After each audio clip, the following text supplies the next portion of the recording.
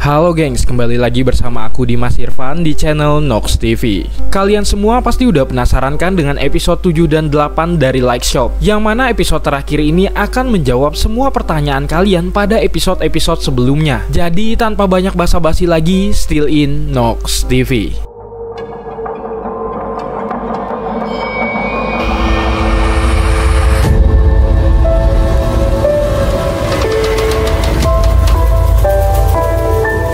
Sebelumnya, Won-young mengatakan kepada Sum-sik bahwa dia juga nggak tahu itu tempat apa sebelumnya. Lalu kita dikisahkan ada cerita di balik itu semua. Berlatar beberapa tahun yang lalu ada kejadian di sebuah kota. Kota ini mengalami reruntuhan. Salah satunya korbannya adalah Won-young dan juga anak perempuannya. Karena sebelumnya dia mengatakan memiliki seorang anak perempuan.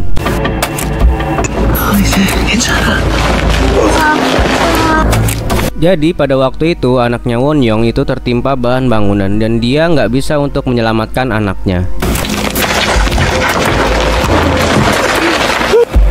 Tapi anaknya yang masih sekecil itu berusaha untuk menenangkan Won-young. Dia bilang akan baik-baik saja. Lalu Won-young mengatakan kepada putri kecilnya bahwa dia berjanji selama permen putrinya masih ada dan sebelum habis dia bakal balik lagi untuk mendapatkan bantuan kepada anaknya. Dan sebisa mungkin dia keluar dari sana untuk mencari bantuan. Hingga dia datanglah ke sebuah gang yang tidak ada ujungnya. Dia mencoba mencari pertolongan tapi nggak ada seorang pun yang datang di sana. Hingga akhirnya dia menemukan sebuah toko yang bercahaya terang dan dia mencoba untuk mendatanginya, dan itu ternyata adalah toko lampu.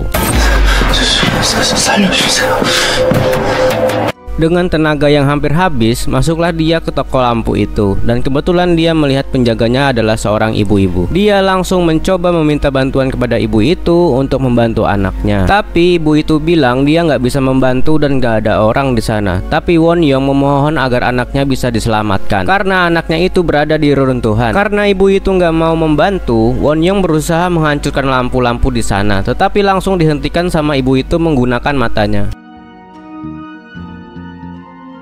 Seketika itu Won-young nggak bisa bergerak. Lalu si ibu penjaga toko mengambil lampu yang mau dipecahkan sama Won-young dan dia kembalikan ke tempatnya karena itu bukan sembarang lampu. Lalu di sini penjaga lampu itu cerita sama Won-young bahwa lampu putrinya juga berada di sana. Dari sanalah Won-young ini sadar kalau dia sekarang nggak berada di dunia nyata, melainkan dia berada di dunia arwah, tempat kehidupan ataupun kematian. Dan dia akan melakukan apapun untuk menyelamatkan putri kecilnya. Hingga putri kecilnya ini mencoba membangunkan Won-young, tapi dia nggak bangun sama sekali karena dia itu berada dalam keadaan koma.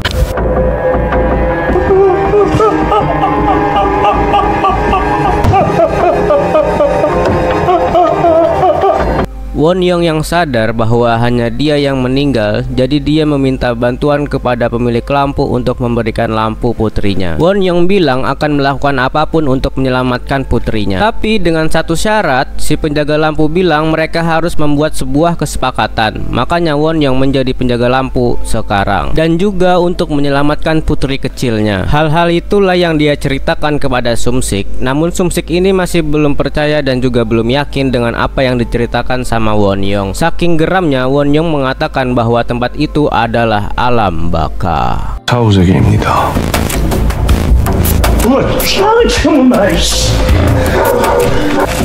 Terus apakah kalian masih ingat dengan bapak yang selalu ketakutan dan juga geram karena mendengar suara seekor anjing? Ya, dia selalu mencari anjing itu lagi karena dia mendengar suaranya dan dia sangat marah kepada anjing tersebut. Dia cari-carilah anjing tersebut hingga dia menemukan anjing itu. Lalu anjing itu menuntunnya ke sebuah tempat. Dan ceritanya dulu anjing tersebut adalah anjing peliharaannya dia, dan anjing itu menuntun dia pergi ke toko lampu agar dia bisa diselamatkan lagi dan balik ke tubuhnya.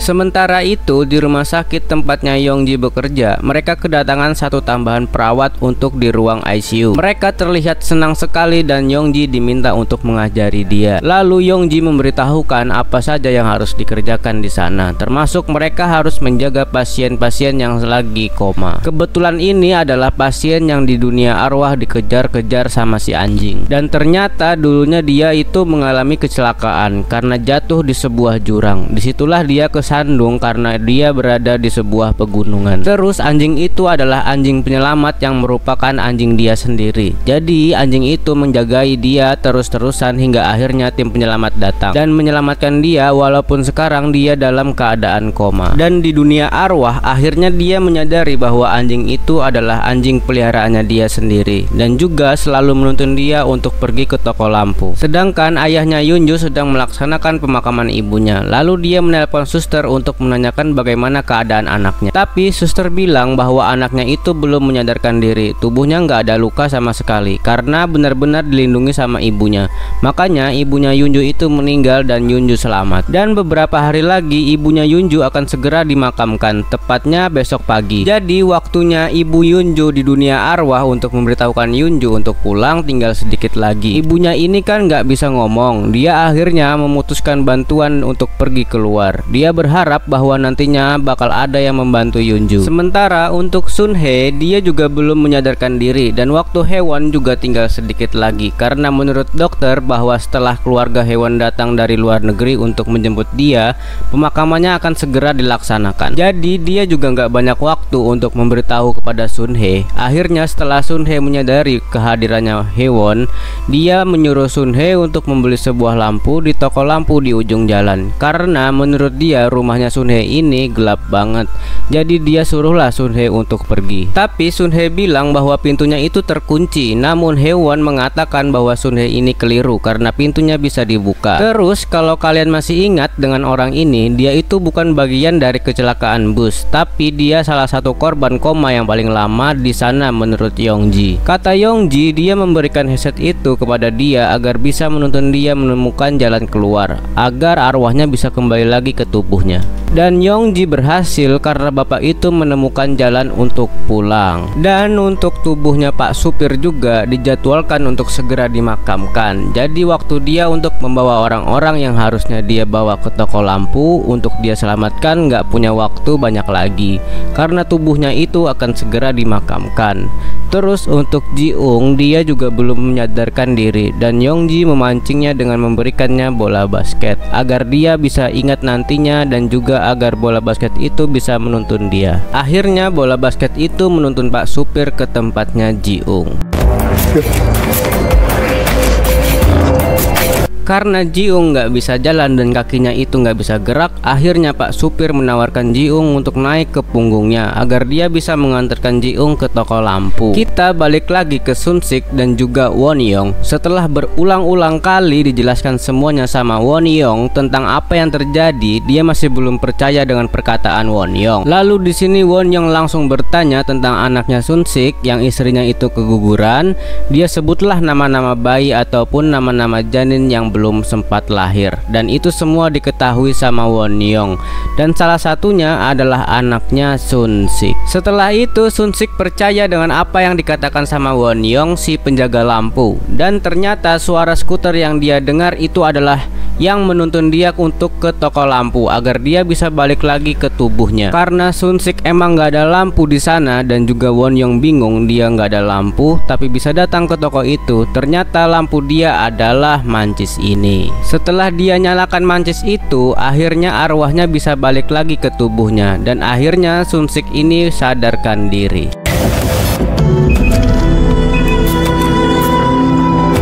Sementara itu si anjing berhasil membawa tuannya ke toko lampu dan dia juga berhasil menemukan lampunya dan memegang lampu itu hingga dia berhasil balik ke tubuhnya. Lalu untuk Ji-ung dan Pak Supir, mereka juga berhasil sampai ke toko lampu yang diantarkan sama Pak Supir. Cuman Pak Supir nggak bisa mengantarkan dia tepat di toko lampu karena dia harus mencari korban-korban yang lainnya dan akhirnya dia juga meminta maaf kepada Ji-ung atas apa yang terjadi karena dia merasa menyesal sekali atas perbuatannya dia kepada mereka. Ya walaupun dipikir-pikir sebenarnya nggak semuanya salah Pak Supir. Lalu Ji-ung bilang dia memaafkannya. Setelah itu dia berpamitan kepada Pak Supir. Hingga nggak lama setelah itu Ji-ung sampai ke toko lampu dan langsung disambut sama Won-young. Dan nggak lama setelah itu Ji-ung akhirnya menemukan lampunya dia dan Won-young bilang jangan coba datang kembali lagi. Akhirnya Ji-ung kembali. Lalu kita diperlihatkan saat 5 tahun yang lalu, waktu itu Yongji yang bangun dari koma, jadi dia itu dirawat sama suster kepala yang sekarang. Dan suster itu juga yang memberikan headset untuk mendengarkan musik selama dia koma dalam 1 bulan, hingga akhirnya dia sadar. Lalu Yongji mengatakan dia nantinya pengen bekerja seperti si suster untuk menyelamatkan orang-orang. Balik lagi ke masa sekarang, mereka dikejutkan dengan salah satu pasien mereka yang sadarkan diri. Itu adalah orang yang diberikan Yongji headset agar berharap dia itu bisa kembali lagi ke tubuhnya dan juga hidup kembali.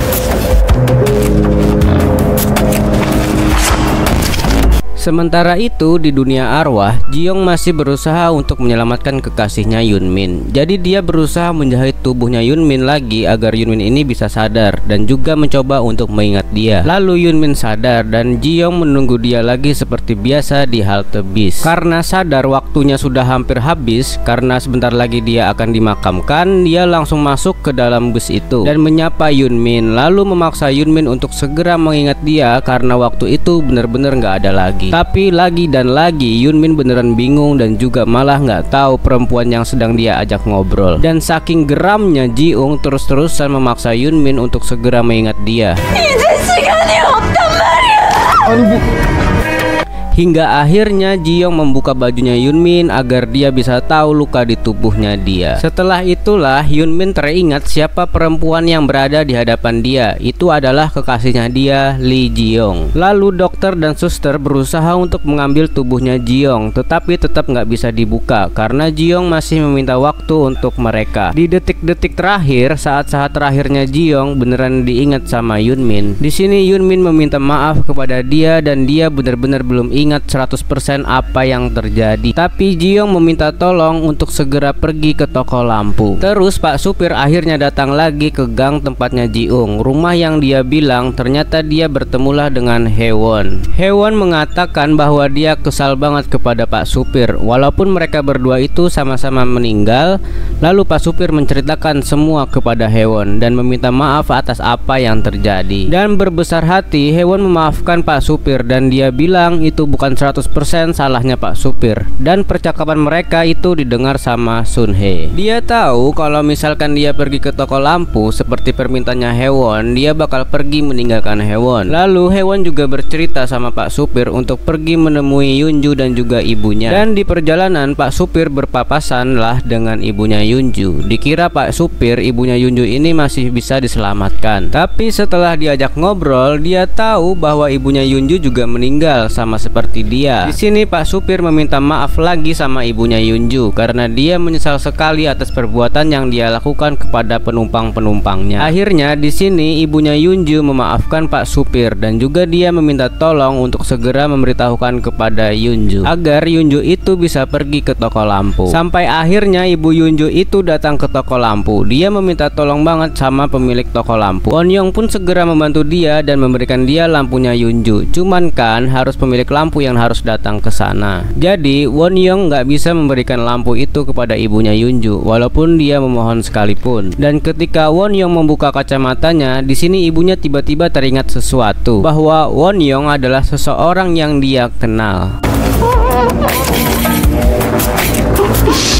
Lalu ibu Yunju melihat banyak banget coklat di sana dan dia memberikan coklat itu kepada Won-young dan membuka coklat itu. Lalu kalian ingatkan, Won-young mempunyai seorang anak yang selamat dan anaknya itu ternyata adalah ibunya Yunju. Disinilah Won-young sadar itu adalah anaknya dan langsung memeluk anaknya. Akhirnya setelah sekian lama mereka bertemu lagi. Lalu Pak supir akhirnya bertemu dengan Yunju dan di sini dia bilang bahwa dia sedang mencari-cari Yunju dan dia mencoba bertanya juga apakah Yunju ini mengingat dia atau tidak. Dan dia mencoba meminta maaf sama Yunju atas kejadian yang menimpa mereka semuanya. Tapi Yunju di sini nggak ingat sama sekali dengan Pak supir dan Pak supir menyampaikan coba dia ingat-ingat bahwa ada yang aneh di sana. Setelah diingat-ingat ingat sama Yunju, dia teringat dari absennya nggak ada, di absen namanya, dan teman-temannya nggak sadar dengan keberadaan dia. Akhirnya dia tahu kalau dia ini bukan berada di dunia manusia, dan disuruhlah dia untuk pergi ke toko lampu. Tapi dia ini nggak mau, malah dia balik lagi ke rumahnya. Dan nggak lama setelah itu ibunya datang dan memaksa Yunju untuk menggenggam lampu tersebut agar dia bisa balik lagi ke tubuhnya. Tapi Yunju ini nggak mau, dia bilang dia pengen tetap bersama dengan ibunya. Dan dengan butuh perjuangan untuk menyuruh Yunju menggenggam lampunya, akhirnya Yunju menuruti perkataan ibunya bahwa ayahnya beneran butuh kamu di sana. Akhirnya Yunju pun meninggalkan ibunya di sana. Lalu Pak Supir senang banget dan sudah tenang bahwa tugasnya sudah hampir selesai, dan akhirnya untuk Sun Hye dia memutuskan untuk pergi ke toko lampu. Walaupun dia merasa sedih karena harus berpisah dengan Haewon, dengan berat hati sampailah dia ke toko lampu dan disambut sama Won Young. Gak butuh waktu lama, Sun Hye langsung menemukan lampunya. Tapi karena kelewat bucin, sebenarnya tubuhnya itu sempat sadarkan diri dan sempat balik sebentar. Tapi ketika dia genggam lampu itu, dia memutuskan untuk tetap tinggal di sana bersama Haewon. Akhirnya dia memecahkan lampunya sendiri, yang berarti bahwa dia nggak bisa balik lagi ke tubuh aslinya, alias meninggal. Lalu dia menemui Haewon lagi dan dia bilang bahwa dia balik dan pengen hidup bersama kekasihnya. Untuk Yunmin, dia berhasil diantar sampai ke toko lampu oleh Ji-young. Jadi di sini Ji-young bilang bahwa saat dia berada di toko lampu, ambil aja lampu yang bersinar dan balik lagi ke tubuhmu. Dan dia memberikan pelukan terakhir. Dan dengan berat hati, Ji-young harus benar-benar merelakan kepergian kekasihnya. Mereka harus berpisah. Lalu Ji-young merasa sedih banget dan menangis terseduh-seduh di depan toko lampunya Won Young. Lalu kita balik lagi ke dunia manusia 3 bulan kemudian yang sudah berlalu, dan di sini Ji-young sudah diperbolehkan untuk pulang dari rumah sakit. Dia dijenguk sama Yunji dan dia memberikan hadiah sepatu yang ada lampu-lampunya. Sepatu ini sangat penting banget buat Ji-young. Lalu Ji-young berterima kasih atas bantuan Yunji selama ini dan juga berhasil menyadarkan dia. Terus kan untuk Won Young, dia bakal kedatangan arwah-arwah lagi karena si kakek pemilik apartemen ini memberikan banyak sekali lampu untuk orang-orang yang koma. Untuk Pak Supir, ya dia jadi supir juga tetapi di dunia arwah. Dan untuk Sun Hye dan juga Haewon, mereka hidup bahagia di sana. Lalu untuk Yunju, dia bisa bersekolah lagi setelah sekian lama dan dia diantarkan sama ayahnya. Ayahnya Yunju selalu berusaha menyemangati dia agar semangat lagi, dan ketika di kelas, akhirnya Yunju merasakan di kelas itu ada namanya dan dianggap sama guru dan teman-temannya. Cuman saat itu dia masih butuh untuk berpikir dan juga menenangkan diri. Jadi dia pergi keluar sebentar dan dia benar-benar merasakan bahwa dia berada di dunia nyata dan dia beneran nggak mau untuk menghilangkan ingatannya dia waktu di dunia arwah karena dia nggak mau lupa sama ibunya.